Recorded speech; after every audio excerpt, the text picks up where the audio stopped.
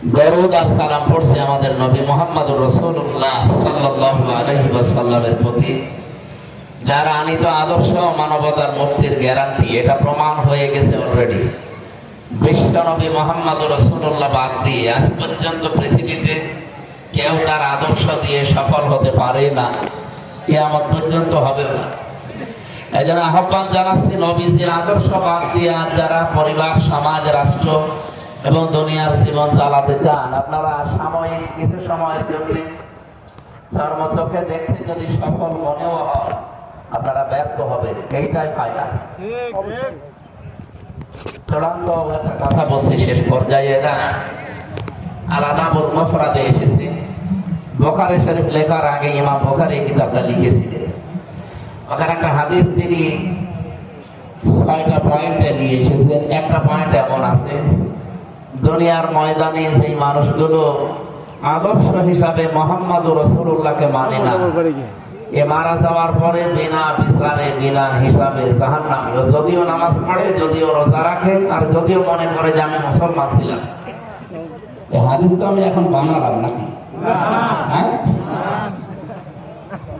এই হাদিসটা ১০০% সত্য মনে হয় নাকি ৯৮%? এই জবান যাদের আছে বলেন তো, ১০০% না ৯৮%? ১০০% সত্য হলে এই দেশে যারা আছে বিশ্ব নবীকে আদর্শ বাদ দিয়ে অন্য কাউকে মেনে চলে, সে যদি নামাজ পড়ে, রোজা রাখে, আর মনে মনে করে আমার তো ছোটবেলায় মুসলমানের দেওয়াই আছে, ওকে জান্নাতে যেতে পারবে না, ওকে জাহান্নামে যাবে, ওকে হিসাব নিকাশ নেবে আল্লাহ, বিনা হিসাবে, বিনা বিচারে। এত সত্য কথা শোনার পরেও যদি কারো মনের পরিবর্তন না হয়, ও যদি আরো উল্টো বসে, আমার মনে হয় ওর আর হেদায়েত কপালে নেই। হযরত ইব্রাহিম আলাইহিস সালাম যখন জাতির কাছে এই কথা বলেছিলেন, ইন্নী ওয়াজ্জাহাতু ওয়াজহিয়া লিল্লাযী ফাতারাস সামাওয়াতি ওয়াল আরদা হানিফাও ওয়া মা আনা মিনাল মুশরিকিন। খুব ভালো করে মিলাবে। এখনো যদি ইব্রাহিম নবীর মতো ইখলাস নিয়ে, তার মতো মন নিয়ে আল্লাহর পথে মানুষকে কেউ ডাকতে আরম্ভ করে, হাজার হাজার বছর আগে নবী ইব্রাহিমের সাথে যা হয়েছিল, ইব্রাহিমের সন্তানদের সাথে এখন তাই হবে।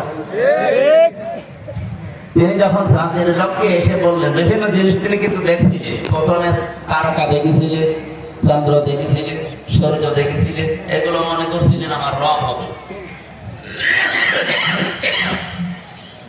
এগুলো যখন অস্তমিত হয়ে গেল একটার পরে একটা, তখন তিনি এই ঘোষণা দিয়েছিলেন, যেটা আমরা জায় নামাজের দোয়া বলে চালিয়ে দিই। এটা জায় নামাজের দোয়া? আমার মনে হয় পুরা কোরআন শরীফ যদি কেউ পুরাটা মানতে নাও পারে, শুধু এই আয়াতটা মেনে নিলে সে জান্নাতে চলে যাওয়ার কথা। সব কিছু আছে এই আয়াতের ভেতরে। যদিও এটা জায় নামাজের দোয়া না, এটা হচ্ছে আল্লাহু আকবার তাকবীরে তাহরিমা বলার পরে এইটা পড়ার নিয়ম। আপনারা যারা এতদিন জানতেন না, এখন থেকে আমল করবেন, ভালো হবে। নবীজি এইভাবে পড়তেন, আল্লাহু আকবার বলার পরে তিনি এই আয়াতটা পড়তেন, সূরা আনআম আয়াত নাম্বার ৭৯। আমার কথা শোনা যাচ্ছে? আরো একটি ভাবা লাগবে। ভাই গল্প করছেন মানে? এদিকে তাকান। হ্যাঁ মুরব্বী, এবার তো বাবা যাচ্ছে না, মুরব্বী মুরব্বী বললে আবার বাইরে। এদিকে তাকান। হযরত ইব্রাহিম বললেন, ইন্নী ওয়াজ্জাহাতু, অবশ্যই আমার এই চেহারা। চেহারা মানে শুধু ৩.৫ হাত বডি না।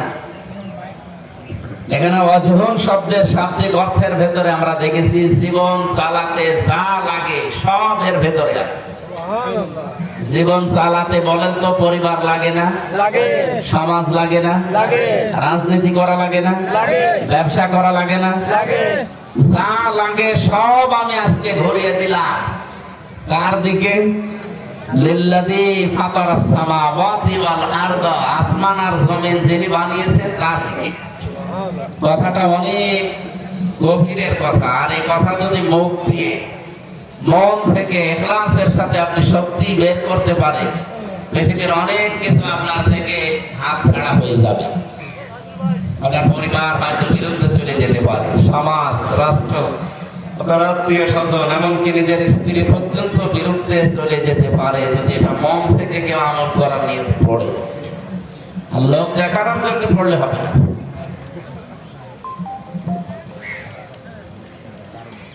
মাঝখানে একটা শব্দ আল্লাহ দিয়েছেন। হযরত ইব্রাহিম বলেছিলেন আমি শুধু আসমান জমিনের উদ্ভাবক চিনি, তার দিকে মুখ ঘুরিয়েছি, বিষয়টা এমন না। হানিফা, আমি লোক দেখানোর জন্য না, মন থেকে একনিষ্ঠ ভাবে ইখলাসের সাথে আমার মুখ আমি ঘুরিয়ে দিলাম।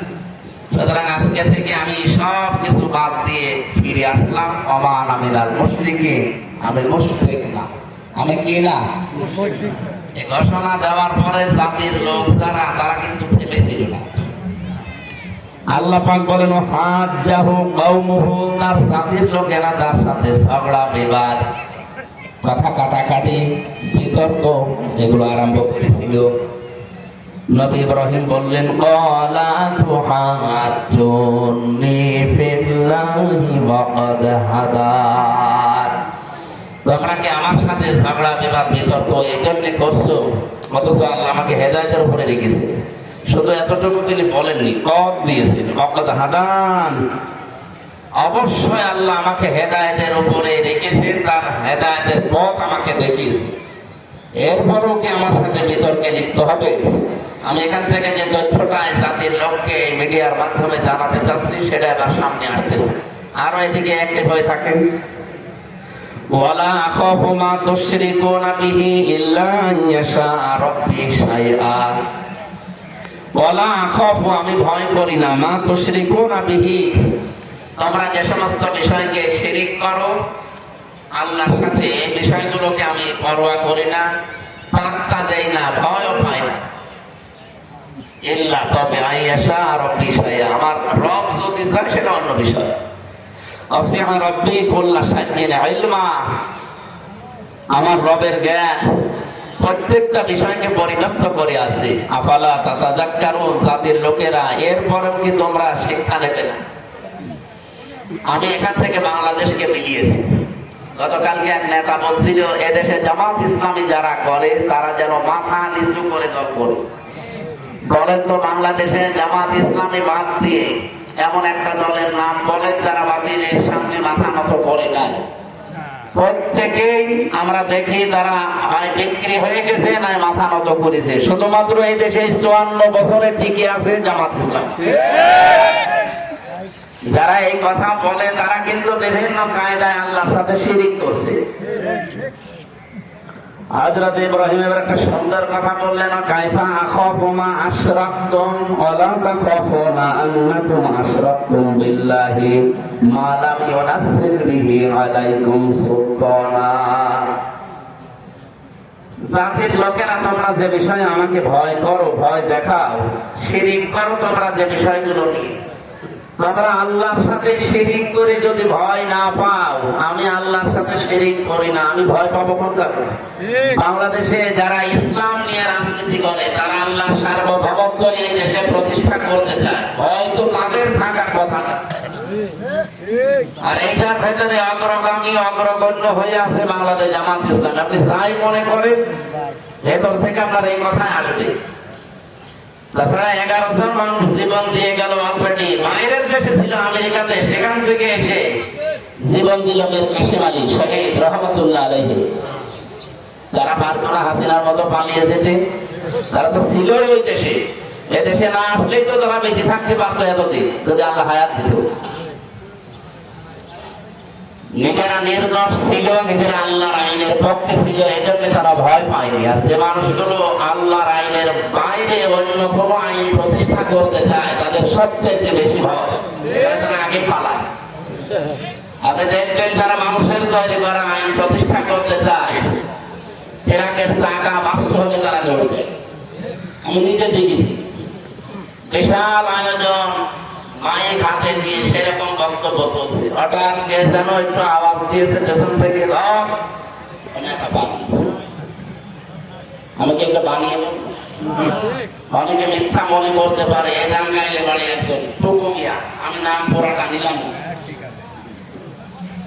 অনেক কয়েকদিন আগেও বাঘের মতো হুঙ্কার দিচ্ছিলেন দেশে জামাত ইসলামী যারা তারা রাজনীতি করতে পারবে না। রাজনীতি দেশে কে করবে না করবে এটা ঠিক করবে বাংলাদেশের জনগণ।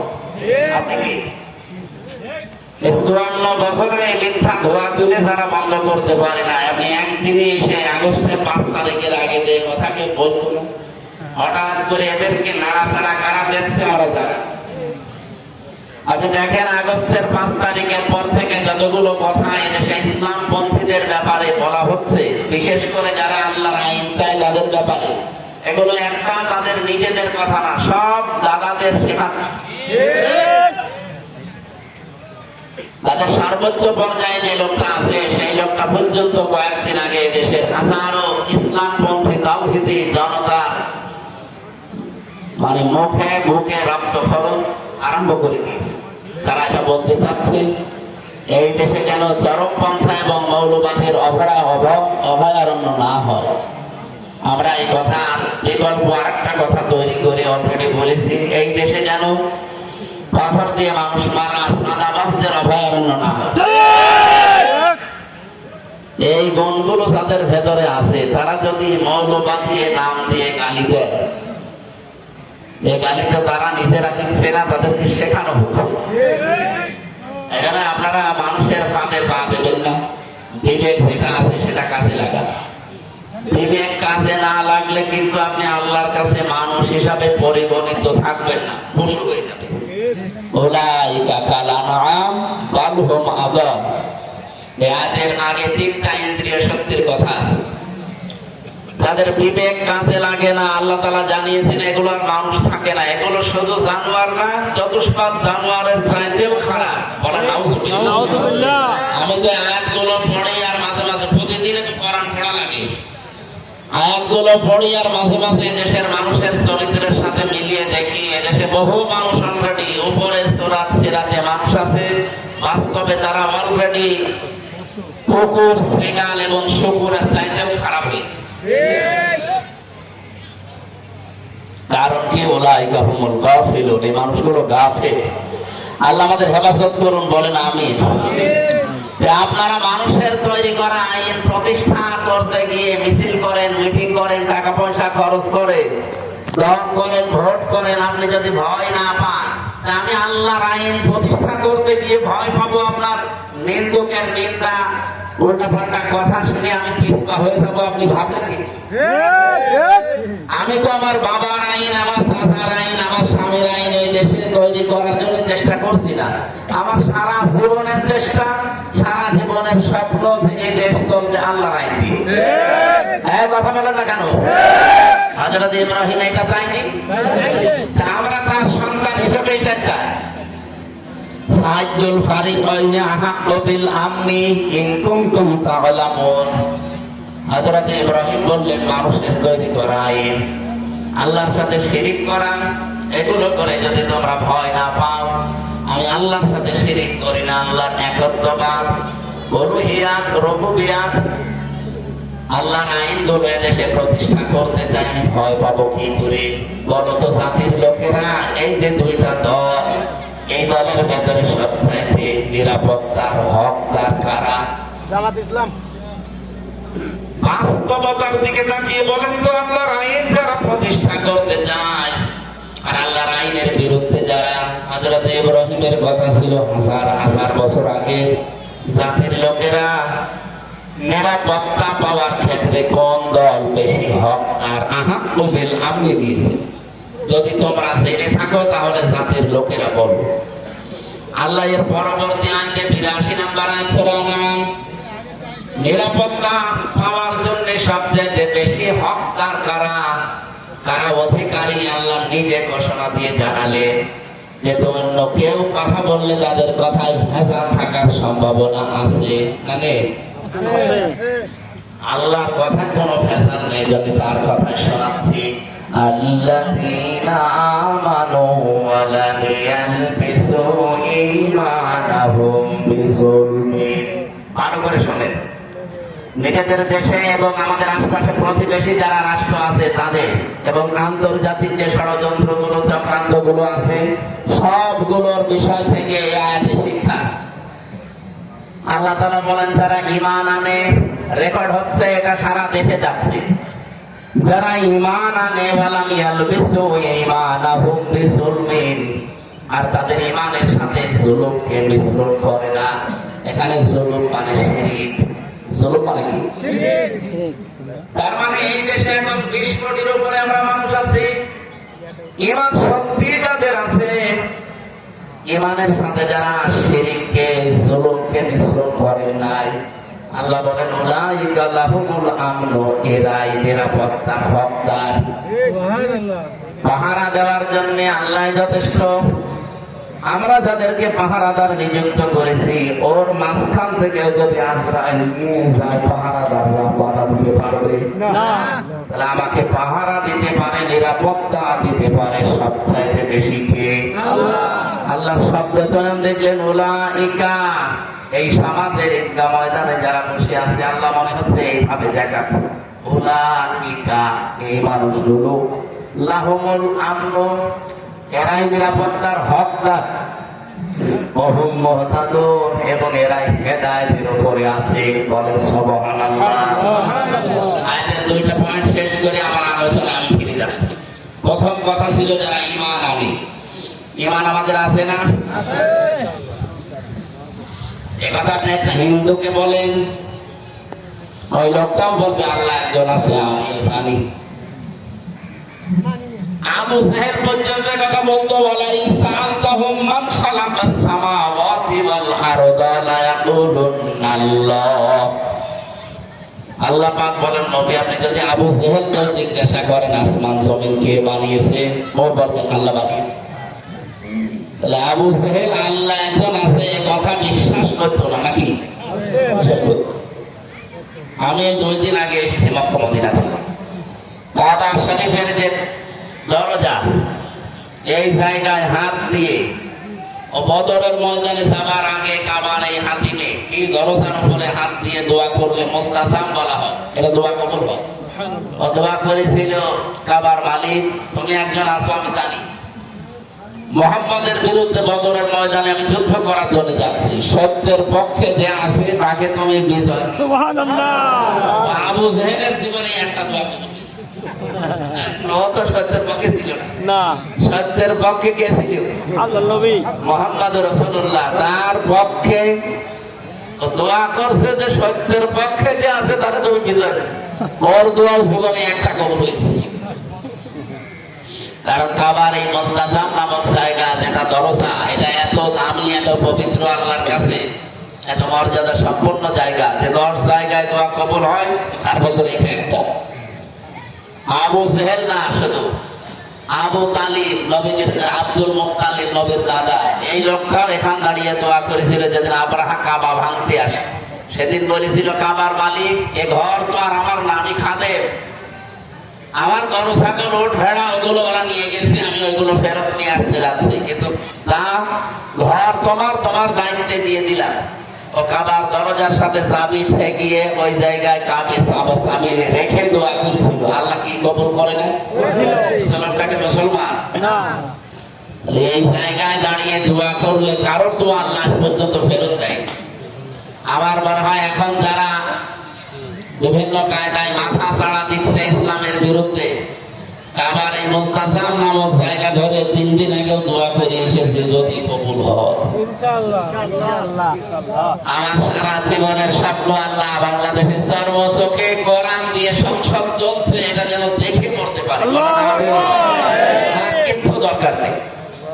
কোরআন শরীফ যদি 93% মুসলমানের এই 56,000 বর্গ মাইলের এই দেশে না চলে, তে আমাদের দেশে থেকে লাভ কি?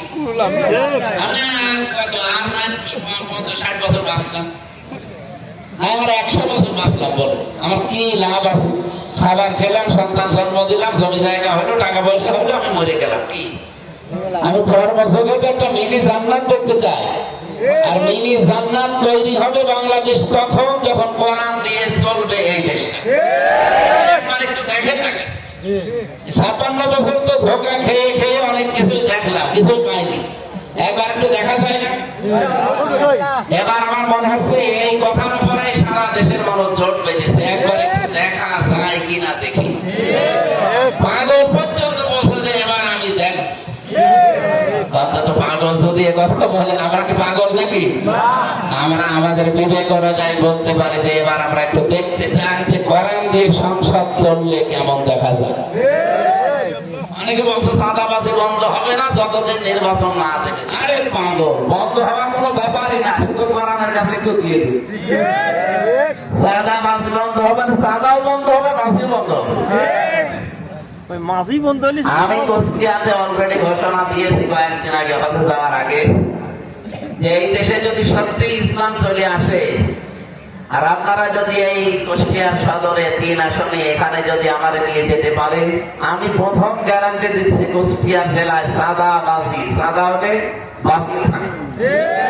ওটা বন্ধ করতে হয় কি মেডিসিন দিয়ে, এটা আমি জানি। মানুষ যত কঠিন হোক ভয়ঙ্কর হোক, তাকে টাইট করার জন্য কোন ঔষধ দেওয়া লাগে এটা কেউ না জানলে কে জানে? আল্লাহ। এজন্য উনিও ঔষধ দিয়েছেন যে সন্ত্রাসী বন্ধ করতে হলে কি লাগে, চোর মুক্ত করার জন্য কি লাগে, চাঁদাবাজি একদিনও লাগবে না, 1 ঘন্টায় বন্ধ হওয়া সম্ভব যদি ওটা কায়েম হয়। আমি ওখানে গলাকাটা মসজিদে গিয়েছিলাম, জিজ্ঞাসা করলাম কি এই জায়গায় হয়, বলছে এখানে গলা কাটা হয়, যারা জেনা করে সাক্ষ্য প্রমাণ যদি হয়েছে ওদের আর ছেলে দেয়, ওই দিনই নিয়ে এসে এই জায়গায় নামাজের পরে ঘোষণা দিয়ে গলা কেটে দেয়। বলে তো এরকম একটা যদি এদেশে করা হতো, এদেশে যত শক্তিশালী পুরুষ হোক ও সব মানুষ পর্যন্ত বন্ধ হইত। কারণ আল্লাহ তো ভালো করে জানে যে এর দুর্বল জায়গা কোথায়। চুরি করলে হাত কেটে দেয়, একটা কেটে দেন। আমার এক দাদা ছিল সৌদিতে, উনি বলছিল যে ওযুখানা তো প্রত্যেকটা মসজিদের নিচে বেশি, বিশেষ করে কাবা শরীফ আর মসজিদে নববী, এর নিচ তলায় 2, 3 তলা, 4 তলা, 5 তলা শুধু ওযুখানা টয়লেট। মানে বলছে আমি এই লিফট দিয়ে নেমে গেলাম, চলন্ত সিঁড়ি আছে, সেই দেখি ওযুখানা একটা ঘড়ি মোবাইল পড়ে আছে, মোবাইলের সাথে ঘড়ি সেট করা। দেখলাম এখানে তো ক্যামেরা দেওয়া থাকতে পারে, আর যদি ধরা পড়ে যায় হাত কেটে দেবে। দেশে গেলে মানুষ বলবে হাফি সাহেব চোর। এখানে তাকিয়ে দেখলাম আশপাশে অন্তত কেউ নেই, ক্যামেরাও নেই, ফেলে দিলে। মনের ভেতরে একটা ভয় যে আমি একটা হাজি মানুষ, কার জিনিস নিলাম। মসজিদে নববীর সামনে হারানো জিনিস যেখানে জমা দেয় ওই জায়গায় নিয়ে গেলাম, জিজ্ঞাসা করলাম এই ঘড়িটার দাম কেমন হবে। আমার এটা সেদিন মালয়েশিয়া থেকে একজন দিয়েছে, এটার দামই নাকি 42,000 টাকা। উনি যে ঘড়ি পেয়েছেন, ঘড়িটা পাওয়ার পরে বললেন যে বাংলাদেশে আপনার বাড়ি কোথায়? যেহেতু বাংলাদেশ থেকে এসেছি। যে এই ঘড়ি আপনি পেলেন কোথায়? টয়লেটে যে ওযুখানার পাশে পড়েছিল। জমা দিচ্ছেন এই ঘড়ির দাম বাংলাদেশের টাকা অনুযায়ী কমপক্ষে 72,000 টাকা হবে। এখন যে টাকার মান 16 সালে 1 টাকায় 22 টাকা হতো, এখন 1 টাকায় 33 টাকা। তার মানে ওই সময় যদি 72,000 টাকা একটা ঘড়ির দাম হয়, ওযুখানায় পড়ে আছে, কেউ নিচ্ছে না কেন? কত লক্ষ লক্ষ মানুষ, তাদের চাহিদা নেই। খালি আল্লাহর এই আইনটা থাকার কারণে ঘড়ি নিরাপদ। আমাদের দেশে 72 পয়সা থাকে, 72,000 কোটি টাকা থাকলে যদি ওই আইনটা সংসদে ওই যেটি স্বাধীন হয়েছিল ওই দিন কায়েম হয়ে থাকবে। বলেন 1,500 বছর আগে আইনটা আল্লাহ কোরআনে দিয়েছে, আসারিকু